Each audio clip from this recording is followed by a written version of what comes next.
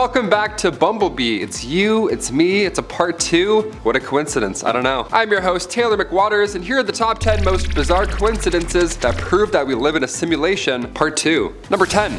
Elenor Rigby's. Now the song is going to be stuck in your head all day. You're welcome for that. Hit that thumbs up for Elenor Rigby. Back in 1957, John Lennon and Paul McCartney, they both met at a party in St. Peter's Church in Wilton. But just yards away from where they met, where they were standing, was the actual real-life grave of their real-life Elenor Rigby. 9 years later, McCartney wrote the song Elenor Rigby. Now, see, originally he had claimed that he named the character, or the song rather, after the actress Eleanor Brown and a store in Bristol, Rigby and Evans. He got the name from those two specific inspirations. But then later on, he admitted that the grave may have played a subliminal part in his song's namesake. He's out there having some wine, he looks down, sees Elenor Rigby, and he's like, duly noted, duly noted. That's happened before. Regardless, the deed to Miss Rigby's grave was auctioned off, but then failed to sell. Rather a dark story. Yeah, so pretty fun song with some rather dark, sad history. Number 9. My Way. Frank Sinatra's My Way, another song that'll be stuck in your head now. There you go. You're welcome again. It's a classic. We've all hummed this song at some point. Now, Frank released the song in 1969, and it spent 75 weeks as a top 40 hit. Even today, it's still a classic, right? Sinatra's greatest hits and his legacy lasted a while, but things got suspicious starting in the early 2000s. Specifically, in the Philippines, things got a little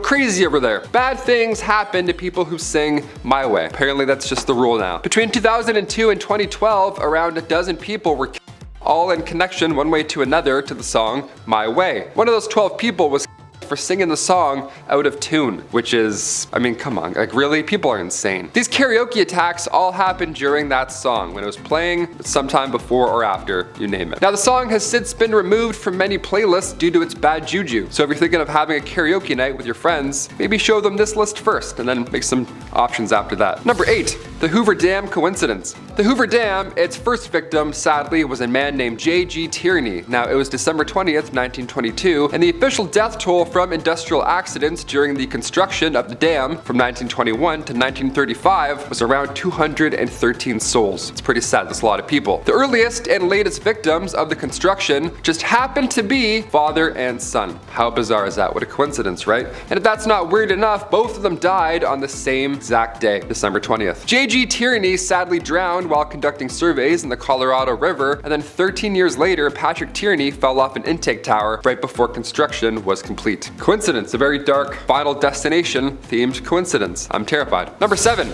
Legendary musical Neighbours. It's weird how similar some of your neighbors are, right? Growing up, we had like 3 Davids on our street, and they all loved cutting their lawns at 7 a.m., and they were all police officers. Pretty weird coincidence. We all noted that one. Well, the 60s rock icon Jimi Hendrix and the 18th century composer George Friedrich Handel, they were both neighbors. Yeah, a couple hundred years apart, but they both lived in 23 Brock Street and 25 Brock Street in London. Just, of course, at different times, or else one of them's a ghost. But had George been born 200 years later, we would have gotten the greatest collab of all time. Would have been like Watch the Throne. That would have been an amazing album. Now, if you're local, of course, now you'll know there's a site there. It's a big famous landmark. But in terms of coincidences, that's, there's music in the air on Brock Street. Go grab a trumpet and start reading some stuff. Go practice. You never know. The soul of some composer might just haunt you, and then you'll be amazing. Number 6. World War I Soldiers. This is one of the most bizarre coincidences ever in history, in my humble opinion. When the First World War ended, the amount of British lives lost were around 1 million souls. Insane to imagine, right? The first recorded casualty of World War I was a soldier named John Parr. Then after a countless number of lives were lost, the last soldier to die was a man named George Edwin Ellison. Both heroes' resting places are in the St. Symphorian Military Cemetery, and they just happen to be 15 feet apart. Now, this was not planned, nor were any of the entries in this list. It's just a bizarre coincidence that was discovered after the fact. Number 5.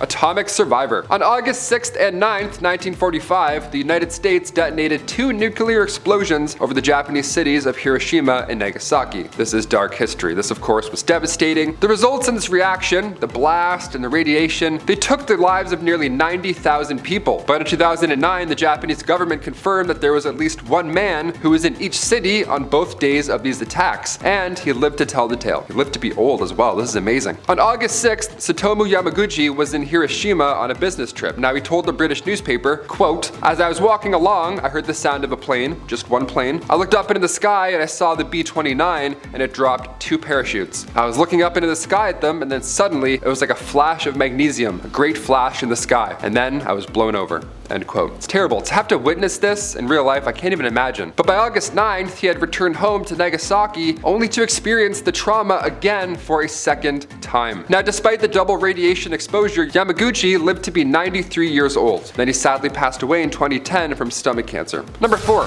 Titanic inspection card. This inspection card once belonged to a woman named Marion Meanwell. Now, what could possibly be worrisome or coincidental about an inspection card? Well, it shows how Marion was not intended to be on the Titanic originally, but by some turn of events, she unfortunately found herself as one of the passengers. Now, the card shows that she was originally meant to be traveling on a ship called the Majestic, but now for some reason, the trip that she originally planned was delayed, and now she instead was assigned to the ill-fated Titanic. You can see that the word Majestic was crossed out on her card, which shows us her change in plans. Now, if only people were somehow able to warn her about what was about to strike, I don't know. It's grim to look back at this stuff and see a change in plans. You're like, what happened? I need to know more. Forget Titanic and that made-up story. Where's this movie? Where's Marion's movie? Number 3.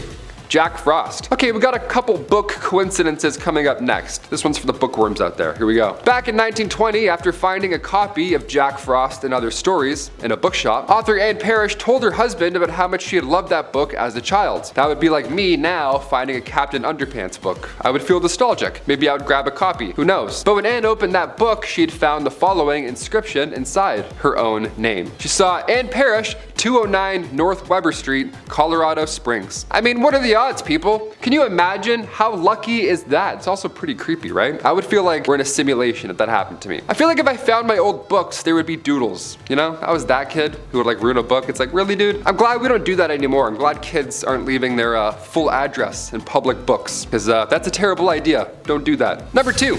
Sir Anthony Hopkins. Yes, we've seen this man on screen our entire lives. The Silence of the Lamb, watched that as a kid. That's a classic right there. Grabbed that Oscar easy. In the early 1970s, Sir Anthony Hopkins was signed on for a film adaptation of The Girl from Petrovka. Now, to prepare for the role, like any other good actor, he did his homework, and his first step was, of course, to read the book. But oddly, he was unable to find a copy in any bookstore, despite, being Sir Anthony Hopkins. It's a little weird. Then the story goes, while he was sitting in a London train station, Sir Anthony Hopkins noticed a copy of that very book that somebody had left behind. Now, when he opened it, found that book had also been signed by its author, George Pfeiffer. It's like it was waiting for him. It's like, here you go, I signed it. Go be famous. Go grab some Oscars. Enjoy it. And finally, number 1.